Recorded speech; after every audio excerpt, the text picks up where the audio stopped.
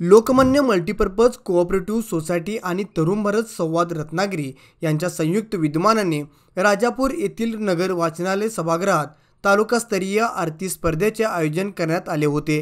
स्पर्धेत समर्थ महिला भजनी मंडळ समर्थनगर या मंडळाने प्रथम क्रमांक पटकावला। नाटे येथील नवलादेवी प्रासादिक भजनी मंडळाने द्वितीय तर कोंडिया येथील ब्रह्मदेव आरती मंडळाने तृतीय क्रमांक पटकावला। प्रथम 3 क्रमांकांना अनुक्रमे 5,000, 3,000, 2,000 रुपये आकर्षक चषक आणि सन्मानपत्र देऊन गौरवण्यात आले।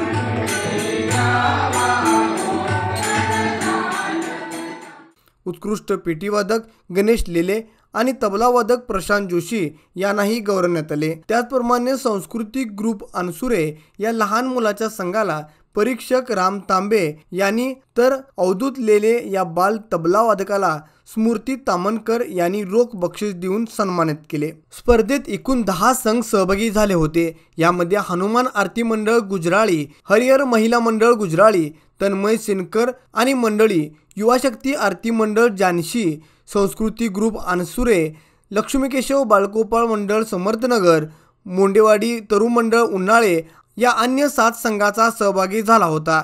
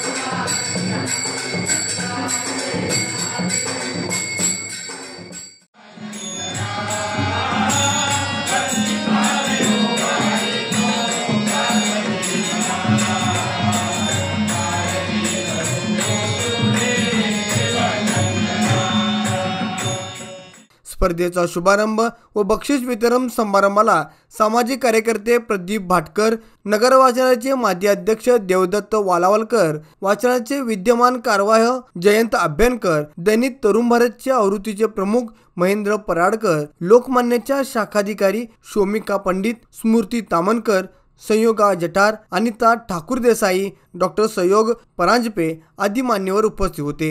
या स्पर्धेला तालुक्यातील उत्स्फूर्त स्पर्धक व रसिकाचा चांगला प्रतिसाद लाभला। अगदी 7-8 वर्षाच्या लहान मुलापासून ते 70 वर्षाच्या स्पर्धकांनी स्पर्धेत सहभागी घेतला होता। विजेत्या 3 स्पर्धकांना सामाजिक कार्यकर्ते दिनेश जैतापकर यांनी रोख पारितोषिके पुरस्कृत केली होती।